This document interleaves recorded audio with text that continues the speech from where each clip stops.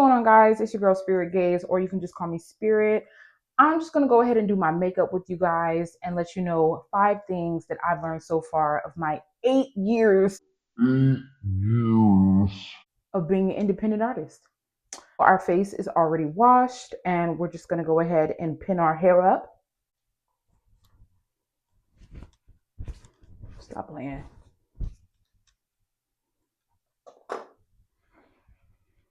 Okay, you cannot do your hair, okay, your makeup without pinning up your hair. So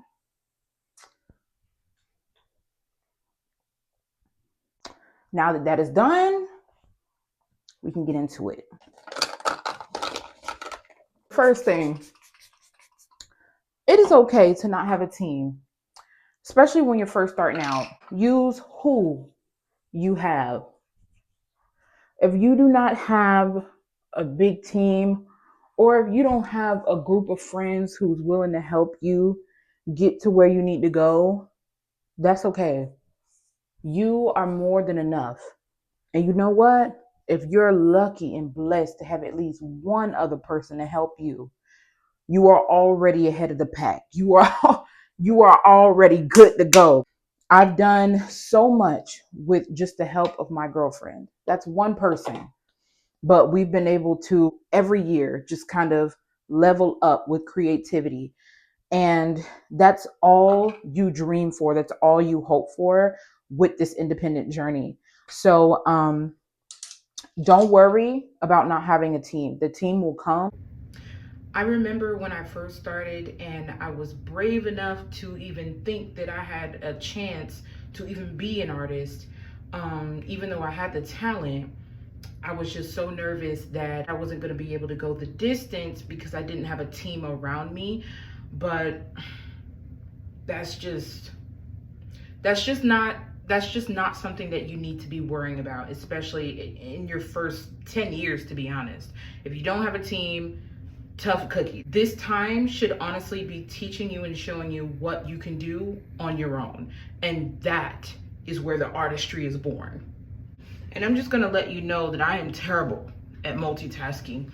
I am trying to sculpt out this eyebrow while trying to tell you.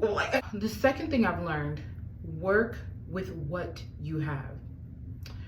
I cannot tell you how many times I just thought to myself that I needed the best equipment, the best outfit, I needed a stylist, I needed everything that I didn't have, basically.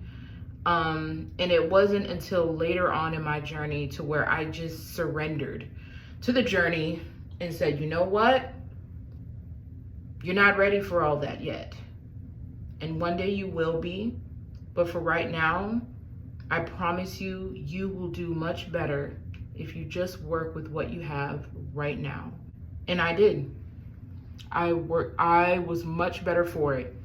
Because 1, it creates gratitude. 2, you just end up working better with the materials that you have.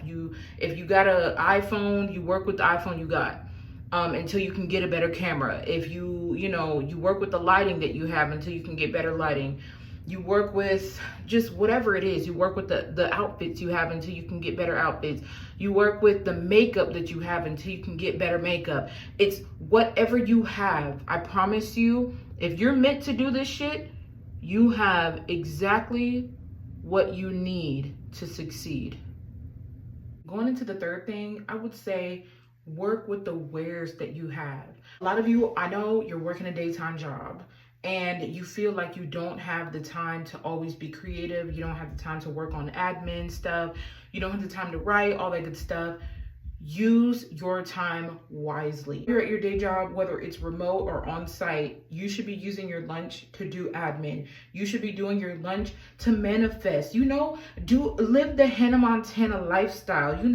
Be in your car bumping your next single. Be in your car listening to your album, making sure that it's good. Communicating with your engineer about what needs to be fixed. Things like that. You should be using all of the time that you have, whether you're at work or not at work, to Focus more on the life that you're looking to live rather than spending all of your time working at that job and then trying to focus your time with your music after you work. Because to be honest, that's not going to be sustainable, because the system is meant for creatives to fail. So you have to take the time. You have to be on the clock and still be, you know, being creative. That's just the fact of the matter. A lot of my planning was done on the clock.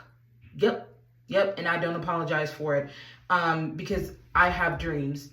And if I try to spend all of my time working on someone else's dream, then that's what my life will be. And so you're just going to have to be smart about it. You're going to have to be sneaky about it. They know that it's being done. You just have to be sneaky about it. Don't be freaking stupid. Don't be right in their face with it. But you're going to have to be smart, and you're going to have to use your time wisely if you want to make it. Remember your why.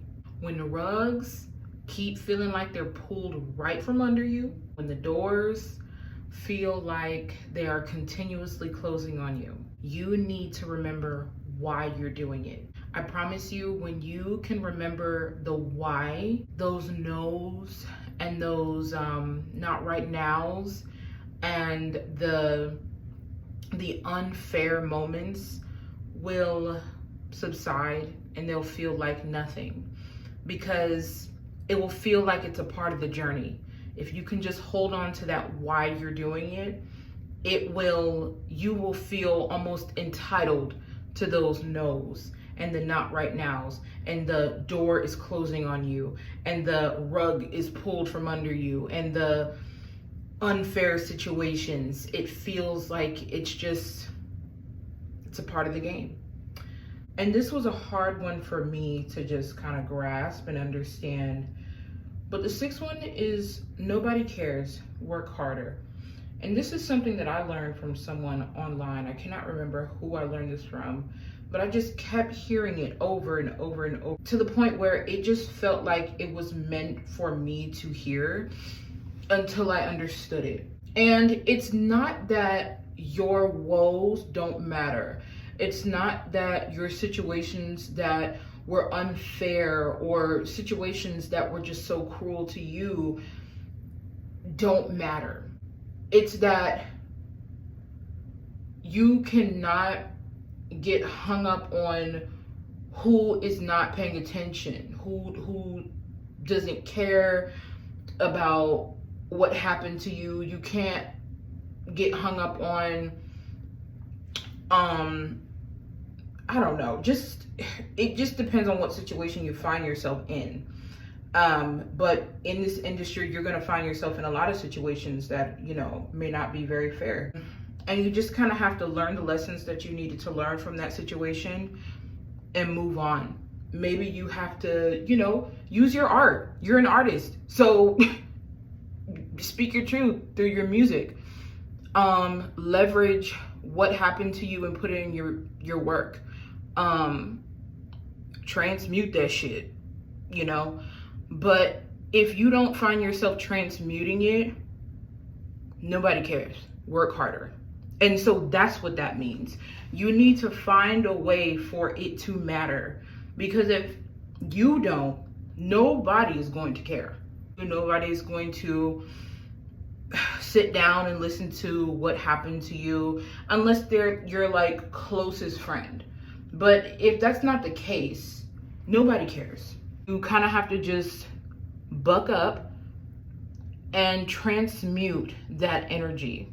And I promise you, it will work out in your favor, because it didn't happen for no reason. But you have to learn the lesson that it was meant to bring you. And most likely, whatever happened was sent to teach you how strong you were and how powerful you were in transmuting energy, using what happened to you and turning it into beautiful work.